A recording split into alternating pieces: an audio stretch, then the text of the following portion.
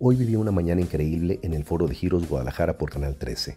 Siempre que piso ese set, siento la energía, las luces, el ritmo del equipo y esa emoción única de poder llevar la odontología a la pantalla abierta.